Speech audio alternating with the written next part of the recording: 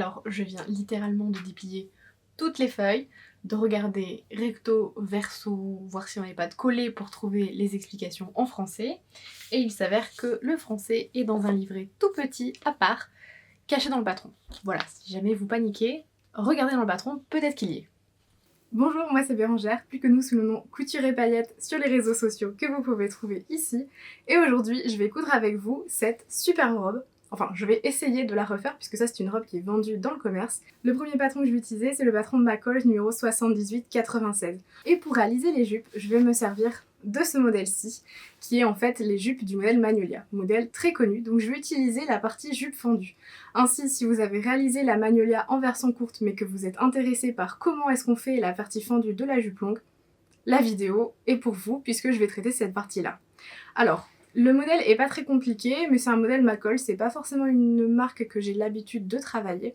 En tout cas, je vais vous emmener avec moi. Donc je vous passe les étapes de décalcage du patron, de découpage du papier et de surjetage des pièces et je vais vous emmener avec moi tout de suite dans la partie la plus sympa, c'est-à-dire coudre le vêtement. Si jamais ce n'est pas déjà fait, je vous invite à vous abonner directement à ma chaîne en cliquant juste ici en dessous et surtout pensez à activer la cloche des notifications, comme ça vous serez averti lorsque je sortirai une prochaine vidéo.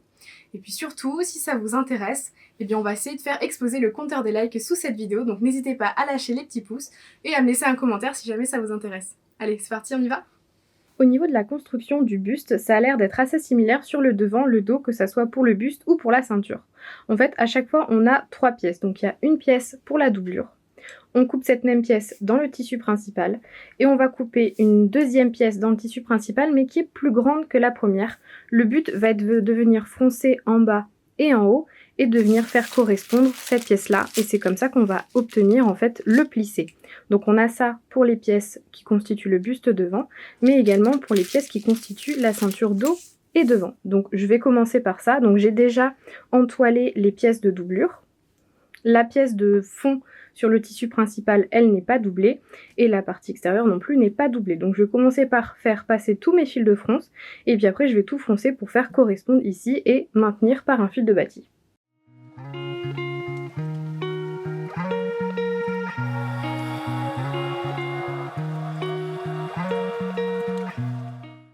Alors j'ai préparé tous mes tas de pièces. Donc là j'ai les pièces du buste devant, là j'ai les pièces du buste dos.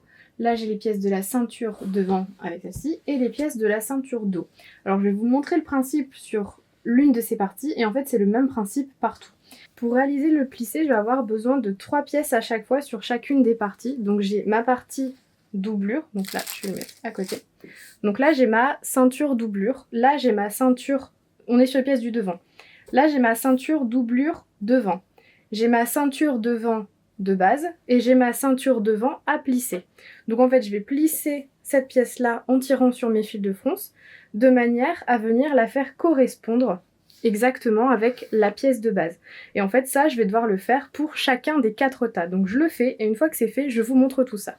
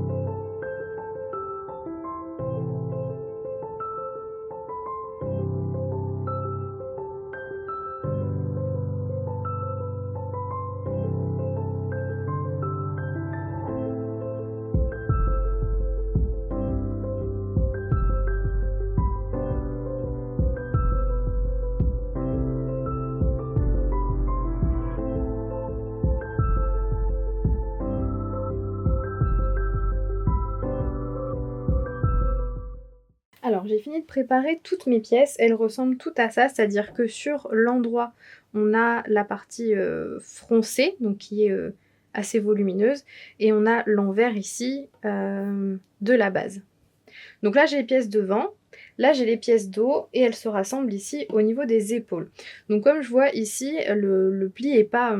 Enfin, les fronces sont fixées en haut et en bas, mais vraiment pas au milieu, donc vraiment quand on va le porter, le plissé va se positionner tout seul. Pour l'instant je laisse comme ça, mais je pense que par la suite je viendrai faire quelques petits points invisibles juste pour maintenir en fait le plissé à certains endroits, pour éviter d'avoir un plissé moche qui ressemblerait à ça par exemple, et d'avoir un plissé fixé on va dire, ou tout du moins de le diriger. Donc maintenant je vais positionner à chaque fois le dos sur le devant, donc pli, enfin côté froncé contre côté froncé, puisque l'endroit contre l'endroit, et là je vais venir assembler aux épaules, ici, et là comme ça. Toujours en faisant bien, respectant ma marge de couture. Alors j'ai positionné vite fait les pièces comme ça sur le buste de mannequin que j'ai, et en fait j'ai assemblé le devant et le dos des bustes, donc la partie extérieure en viscose. J'ai également assemblé la même chose sur la doublure, mais bon on fait toujours la même chose, doublure et tissu extérieur. Et en fait en posant sur le mannequin je me rends compte que le plissé il bouge, parce que forcément comme il y a plus de matière ici pour faire le plissé, il fait un peu sa vie et il se place pas forcément super bien. Donc ce que je vais venir faire, ça va me prendre je pense masse de temps, parce qu'il faut que je le fasse sur les devants, sur les dos et également sur les ceintures, parce que le plissé de la ceinture est dans l'autre sens. Je pense que par la suite je viendrai faire quelques petits points invisibles. Je vais venir faire plein de petits points pour fixer en fait le tissu plissé de manière assez discrète, et comme ça ça se verra pas une fois la doublure posée. Donc je vais m'atteler à ça, c'est pas prévu dans le patron initial, mais je sais pas, je me dis que si je laisse comme ça, vous voyez, ça a tendance à faire genre un gros pli là, un gros pli là, et puis c'est tout. Ça fait pas vraiment un joli plissé dessus. Donc je vais m'en sortir comme ça. Je pense que je vais vous mettre une petite explication de ce que je fais, mais je vous mettrai pas en entier parce que sinon ça va durer 4 heures.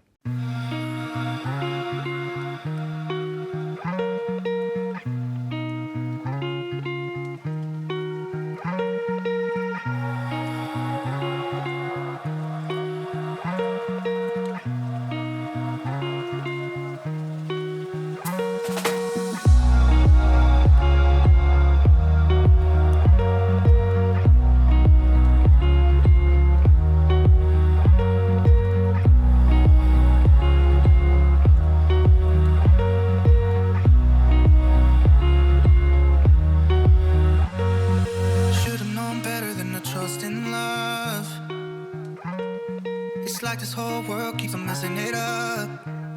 Yeah, I thought that I could do better if I just believed.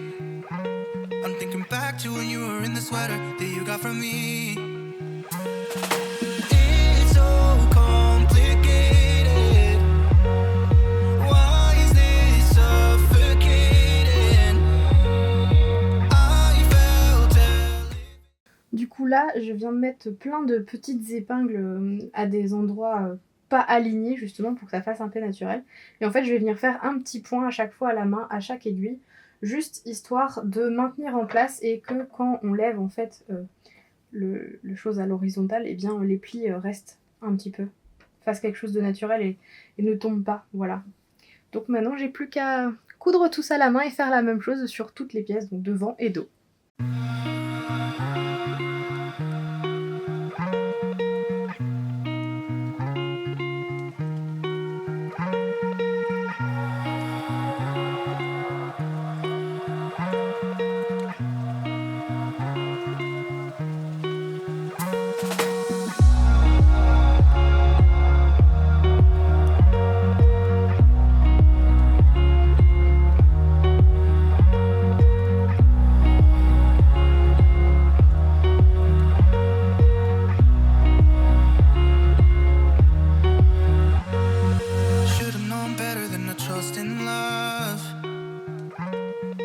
Like this whole world keeps on messing it up. Yeah, I thought that I could do better if I just believed. I'm thinking back to when you were in the sweater that you got from me. It's so complicated.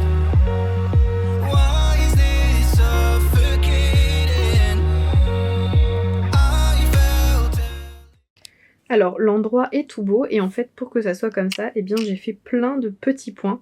Donc j'ai laissé les fils puisque après il va y avoir la doublure et que ça va cacher tout ça. Donc je préfère laisser de la distance avec le nœud parce que si je coupe trop court, je me dis que ça va peut-être casser facilement. Et en fait comme ça, on peut avoir des plis qui tiennent en place, donc une sorte de faux, un faux plissé comme ça. Assez, je sais pas si on peut dire naturel, mais du coup je vais faire ça. Donc ça c'est la ceinture devant, ouais la ceinture devant. Et je vais faire la même chose pour la ceinture dos, et je vais faire la même chose pour le buste dos, donc les deux parties, et les deux parties du dos également. Buste devant et buste dos, et la ceinture dos. Voilà, donc je continue tout ça. Et pour vous donner une petite différence, donc ça c'est la ceinture que je viens de faire, donc avec les plissés qui sont fixés. Et ça, ben, c'est l'autre ceinture, donc la ceinture dos pour le coup, où les plis ben, sont pas fixés. Et vous voyez que il n'y a pas photo, hein, si on veut quelque chose de plissé, il faut faire ça. Ça tiendra pas. Bah oui, un pixel, ça tiendra pas. Hein. Ça tiendra pas? Non? Non? C'est bien ce qu'on fait du coup ou pas? Oui? Un pixel? Oui, on continue? On continue. Alors j'ai fini de fixer tous les plis au niveau des ceintures. Donc on a ça pour le dos. Et pour le devant, on est du coup sur quelque chose comme ça. Donc pour l'instant c'est juste épinglé puisqu'il faut encore que je fasse la même chose sur les bustes dos et devant.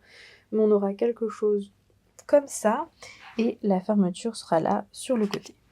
Je vous récupère quelques jours après puisque ça m'a pris du temps de poser tous les petits plis, de les fixer à la main, mais j'ai terminé et je vais vous montrer à quoi ça ressemble tout de suite. Alors quand je vous dis que c'est terminé, c'est juste que j'ai fini de poser le tissu plissé sur sa base, mais rien n'est cousu. Donc là on a le devant, donc devant gauche, droite, la ceinture. Et en tournant, j'ai également la même chose dans le dos. Donc pour l'instant j'ai juste maintenu avec des épingles, mais je vais pouvoir m'atteler à continuer le buste. Donc maintenant je vais poser les doublures au niveau des parties et on va construire ensemble le buste. Alors on a nos parties plissées là qui sont posées sur le mannequin et on a l'équivalent de la doublure. Donc là on a le devant, le dos pour chaque bretelle. Dans l'idée ça va être de poser endroit contre endroit chaque bretelle et de venir coudre en fait sur les grandes extrémités, donc ce qui va être à l'intérieur et à l'extérieur. On va retourner tout ça et donc on aura nos bustes doublés et ensuite on va faire pareil avec la ceinture, sachant qu'en fait sur la ceinture, ce côté là je vais pas le coudre puisqu'il va y avoir le zip invisible de tout ce côté là.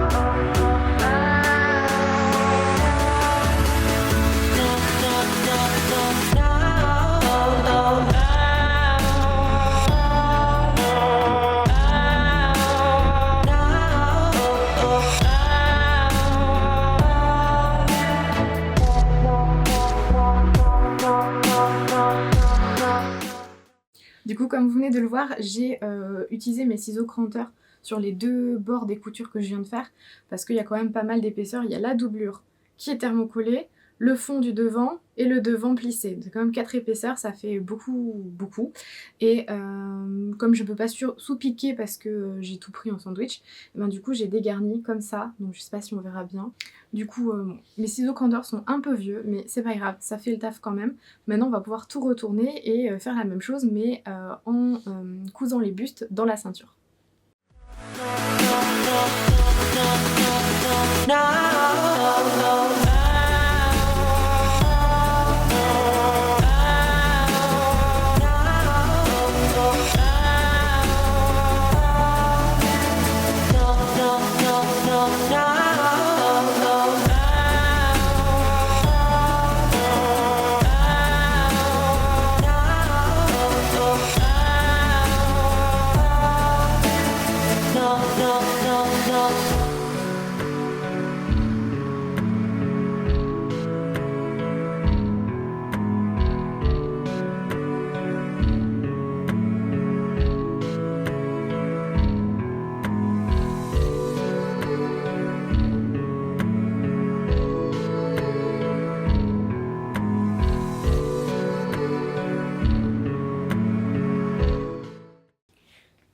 Alors, je vous ai montré un petit peu comment j'ai fait ça. Du coup, j'ai épinglé en fait sur le devant de la ceinture les devants des bustes.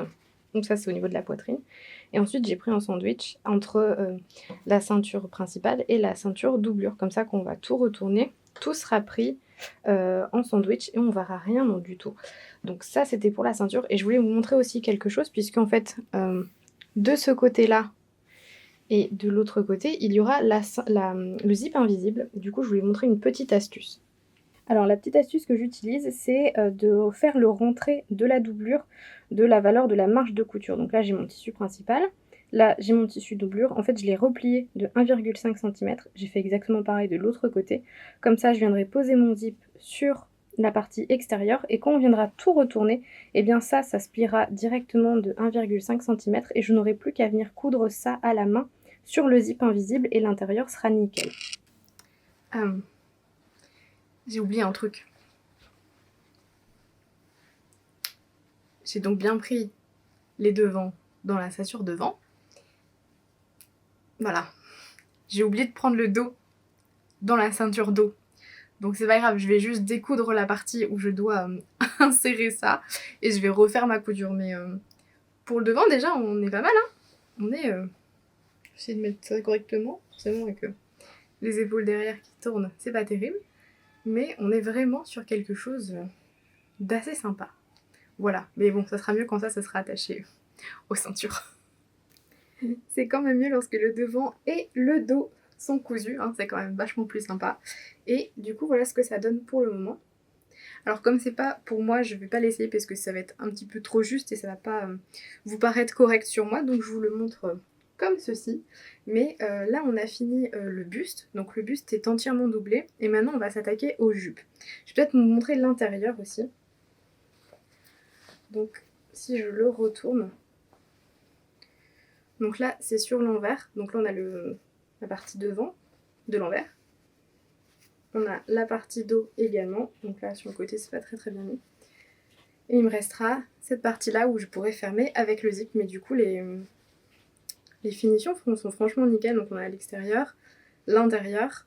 À force de manipuler tout ça, bon bah c'est un peu chiffonné, mais je ferai un bon coup de repassage à la fin et ça sera nickel.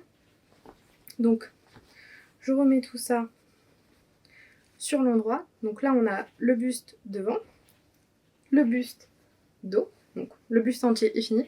Et maintenant on va s'attaquer aux jupes. Et en fait pour avoir une robe longue avec une jupe fendue, je vais tout simplement m'inspirer de Magnolia. Donc j'ai juste repris tous les pans de la Magnolia. On va assembler tout ça, donc je pense que je vais commencer par le dos. Et après je passerai au devant puisque c'est là où il y a la fente. Et je sais qu'il y a beaucoup de questions sur comment est-ce qu'on fait cette fente là, puisqu'il y a une partie à couper et d'autres qu'il faut laisser. Mais vous inquiétez pas, je vous explique tout ça. Alors, pour faire les jupes de la Magnolia en version longue, il faut séparer vos pièces en deux tas. Les pièces qui vont constituer le devant et les pièces qui vont constituer le dos. Les pièces qui vont constituer le dos, ça va être le plus simple. Vous allez avoir une pièce milieu dos et deux pièces côté. Donc un côté gauche et un côté droit. On va donc avoir 3 pièces pour le dos et on va avoir la même chose pour le devant. Mais le devant, je vais le faire après puisque sur le devant, il y a la fente et c'est ça qui pose un petit peu, pas de problème, mais c'est sur ce point-là qu'il y a beaucoup de questions. Donc on va d'abord coudre le dos. On a donc une pièce milieu dos et 2 pièces côté. On va donc avoir cette pièce-ci. Alors j'ai écrit sur l'envers. Donc j'ai une pièce milieu dos qui du coup pour le coup est très longue. Hein. Et j'ai 2 pièces. Je vais enlever ma petite épingle.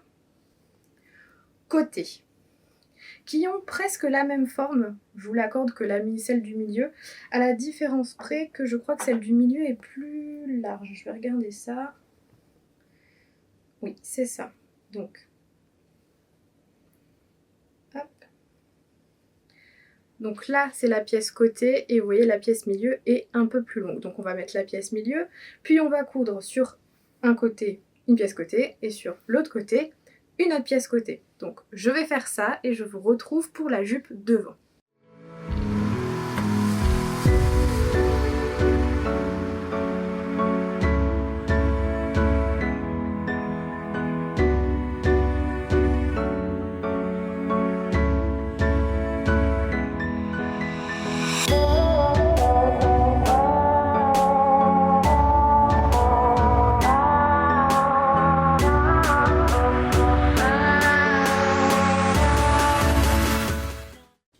Alors j'ai fini de coudre le dos, alors vous m'excuserez, le tissu n'est pas du tout repassé, puisque comme je coupe toutes mes pièces à l'avance et qu'après je les range dans des boîtes en carton pour éviter d'avoir trop de poils de chat sur mes tissus, d'autant plus que cette robe n'est pas pour moi, et bien c'est tout froissé. Bon, c'est pas grave, ça m'empêche pas de coudre, et de toute façon, après je passerai un coup de fer à repasser de toute façon avant de faire l'ourlet, donc c'est pas grave, ça ne m'empêche pas de coudre. Donc là j'ai cousu toute la jupe dos, qui est vraiment très longue pour le coup, et les trois pans sont cousus ensemble. On va prendre maintenant la même chose pour le devant, donc on va avoir une pièce milieu devant et deux pièces côté. Et c'est sur ces places-là qu'il y a généralement un décroché qui perturbe un peu beaucoup de monde, mais je vais vous expliquer, c'est vraiment très simple. Alors en faisant le montage, je me suis rendu compte que ce que je disais c'était pas très clair, donc je vais vous faire un petit schéma. Donc pour le devant de la jupe, on a trois parties. On va avoir la partie du milieu, qui ressemble pour le moment à quelque chose comme ça.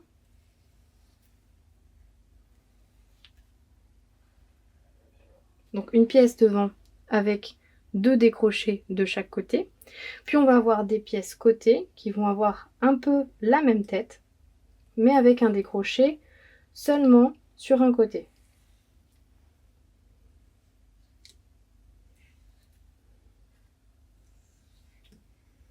Et là, on a nos trois panneaux des jupes devant. Ce qu'on va faire maintenant, c'est déterminer de quel côté est-ce qu'on veut avoir la fente sur la robe. Donc là, on imagine que la robe, on la regarde sur quelqu'un. Donc c'est-à-dire que quand je vais parler de droite sur la robe, c'est le droite au porté, ça va forcément être à gauche sur mon dessin. Donc il va falloir déterminer de quel côté est-ce qu'on veut la fente. Si la fente, je la veux sur ma jambe gauche, je veux donc ma fente ici. Je ne vais rien toucher sur les découpes là. Par contre, de l'autre côté, ce qu'on va venir faire, je vais changer de stylo. On va venir prolonger le trait ici afin d'enlever le décroché. Donc avec des ciseaux, on va retirer toute la partie là. Et également cette partie ici. C'est-à-dire que là, on va supprimer la partie pour faire la fente et qu'on va venir coudre les deux morceaux ici, normalement. Pour la fente, on va venir coudre juste ici, et là, on va laisser ouvert, histoire d'avoir la fente. Histoire que ça soit plus clair, je vais mettre des fluos. Ici, on va venir coudre ensemble les deux coutures. Là, on fermera, c'est-à-dire qu'on a découpé la partie en trop, et on va venir fermer ici. De l'autre côté, par contre, on va venir coudre uniquement à la hauteur, juste ici. Et en fait, ce que vous allez faire, c'est tracer un trait à 1,5 cm comme ceci, un autre comme cela, et vous arrêterez de coudre exactement à l'intersection des deux traits. Et vous allez coudre ici. Et le reste, vous laisserez ouvert pour faire la fente, et ça, je vous l'explique plus tard. Évidemment, si vous souhaitez avoir la fente sur la jambe droite, eh bien vous faites l'inverse, c'est-à-dire que vous couperez ces parties-là et vous couserez seulement au niveau de la partie droite. Si vous voulez la fente sur la partie droite, eh bien vous devez faire vos découpes sur la partie à gauche.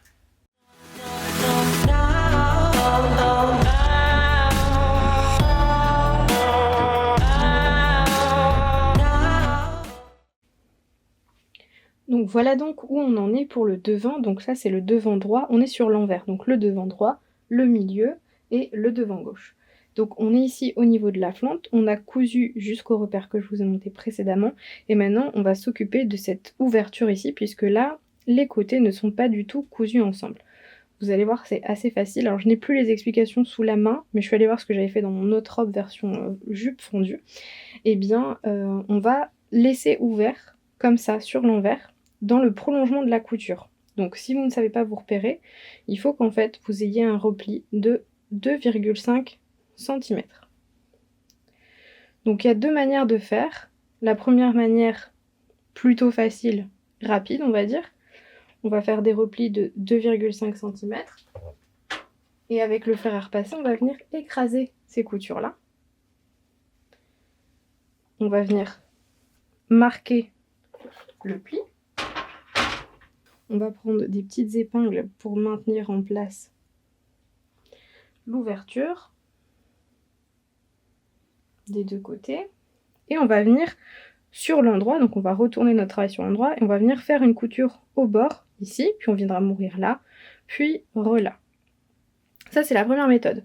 Mais le problème avec cette méthode, c'est que quand la jupe fendue s'ouvre quand on marche, et puis ça va s'ouvrir parce qu'on va marcher, on risque de voir l'envers avec le surjet. Donc autre manière de faire, avant de mettre vos épingles, eh bien on va faire un petit rentré du surjet. Donc vous vous souvenez, en haut on a le décroché, et bien vous allez voir, ça va se mettre tout seul à ce niveau-là. On fait ça des deux côtés et sur toute la hauteur. Donc là je le fais que sur ce qui est sur ma table à repasser pour que vous voyez mieux. Et toujours avec le fer à repasser, on va venir plaquer ces plis.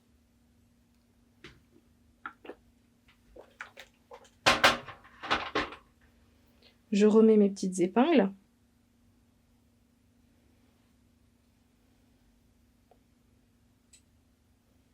De cette manière, j'ai bien maintenu en place mon petit ourlet ici sur l'ouverture. Et quand je vais venir faire ma piqûre sur l'endroit, je vais m'arranger pour qu'elle vienne au bord de l'ourlet ici, comme ceci. Puis je vais venir mourir jusqu'à la pointe. Là, je ferai un petit point de renfort pour éviter que ça s'arrache. Et je vais repartir également de l'autre côté pour suivre en fait la partie la plus à l'intérieur de la robe. Et on va faire ça sur toute la hauteur. Et voilà donc ce qu'on a sur l'extérieur. Donc là, on a les deux piqûres ici. Et là, j'ai fait un petit point de renfort. Donc c'est juste un point zigzag. Je vous ai vu que là, j'ai eu la main un peu lourde, mais c'est pas très grave. Le principal, c'est qu'en fait, ça vienne retenir si le tissu s'écarte pour éviter que ça ne s'arrache le long de la couture. Maintenant, je vais venir froncer les devants et le dos avant de coudre tout ça sur le côté par ici, puisque là, on va laisser ouvert, il faut mettre le zip invisible. Donc, je vais froncer tout ça pour le coudre au buste et je vous retrouve après. J'ai donc fini de coudre les jupes au buste et au final je n'ai même pas eu besoin de froncer. Donc j'ai passé des fils de fronce pour ajuster au cas où, mais au final ça tombait pile poil, j'ai pas eu besoin de fil de fronce, donc ça tombait pile poil sur le devant et sur le dos, donc c'est nickel.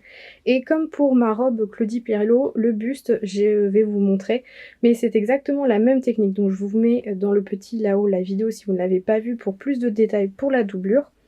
Mais voilà comment j'ai fait. J'ai cousu les jupes uniquement au buste en tissu principal. Donc vous voyez c'est pas très beau. Les fils, bon j'ai surjeté que les jupes, mais au final j'avais pas besoin de faire le haut. J'ai pas surjeté le bas des bustes, tout simplement parce que je vais venir plaquer vers le haut toutes les marges de couture. Et quand je vais redescendre la doublure je vais la plier de la marge de couture et on va faire quelque chose comme ceci. Mais ça c'est vraiment la toute dernière étape. On va venir coudre à la main la doublure à l'intérieur. Avec une main, c'est clairement pas évident, mais on aura quelque chose de comme ça. Donc la doublure, en fait, le pli de la doublure viendra se mettre au niveau de la couture. Donc je vous renvoie vers la vidéo de la robe Claudie Pierlot, c'est exactement ce que j'ai fait, la même méthode, et je fais ça quand je dois doubler les bustes, mais pas les jupes. Donc on aura après une finition vraiment très nette à l'intérieur. La seule chose qu'il me reste à faire, c'est de venir poser le zip invisible sur tout le côté, enfin sur une partie du côté, puis de fermer le bas de la jupe. Le seul problème, c'est que je suis une petite tête en l'air parfois et je n'ai pas mon zip invisible. En fait, j'ai pas de zip invisible de la bonne couleur. J'en ai des blancs, des noirs, des rouges, des bleus, mais je n'en ai pas de vert. J'en ai également des jaunes, mais ça va toujours pas avec le vert. Donc ce que je vais faire, c'est que je vais aller acheter un zip invisible dans les prochains jours. Je vais poser mon zip invisible et puis on se retrouve pour la robe finale. Donc voilà, j'ai trouvé mon zip invisible de la bonne couleur verte. Bonjour Pixel, ça faisait longtemps qu'on t'avait pas vu par ici. Donc j'ai posé mon zip invisible et j'ai terminé de poser la doublure à la main. Donc ça donne quelque chose comme ça. Donc j'ai replié et j'ai fixé à la main en fait sur tout le tour. Voilà, merci Pixel pour tes ronrons. Donc j'ai replié la doublure, donc vous voyez c'est la doublure, là on est sur le dos, non on est sur le devant. Donc j'ai replié et puis avec un fil je suis venue bâtir avec un point invisible pour que la doublure en fait ne parte pas et qu'on ne voit pas en fait ici ce qu'on voit là par exemple. On voit le surjet, donc là on ne le voit pas.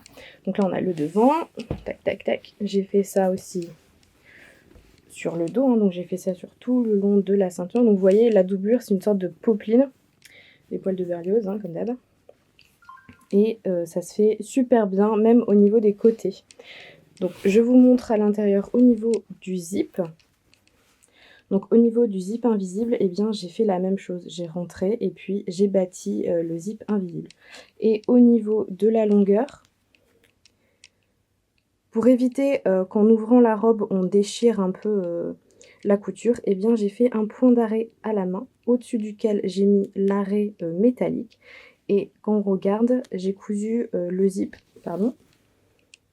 j'ai cousu le zip jusqu'ici et donc j'ai fait mon arrêt 1 cm au-dessus, ce qui fait que quand on va ouvrir la robe, je vais vous le montrer, eh bien on ne risque pas de déchirer ou de fragiliser. Donc voilà, mon curseur est ouvert à fond, donc là il est bloqué par l'arrêt de maille métallique qui est juste ici, qui lui-même est bloqué par le point que j'ai fait à la main en dessous, et en fait ma fermeture de zip s'arrête ici. Donc là elle se voit parce que j'ai pas repassé, mais quand ça sera repassé on ne verra plus rien. Donc maintenant que tout est fait, eh bien on va passer au reveal. T'es d'accord? On passe au reveal. Bon, eh bien Pixel a l'air d'accord pour vous montrer le reveal, mais avant ça, il a oublié de vous dire quelque chose. Il a oublié de vous dire que si vous n'êtes pas encore abonné à ma chaîne, eh bien faites-le. N'hésitez pas à liker la vidéo, histoire que YouTube comprenne qu'elle est super intéressante et la montre à plein de gens. Et si vous voulez aussi, ça serait super cool, ça serait de me laisser un commentaire. Voilà, ça aiderait à l'algorithme. Maintenant, on va passer au reveal, et je vous rappelle que cette robe n'était pas pour moi, donc ne soyez pas surpris si vous ne voyez pas ma petite tête après. Ah oui, et puis j'ai failli oublier. Au revoir et à la prochaine!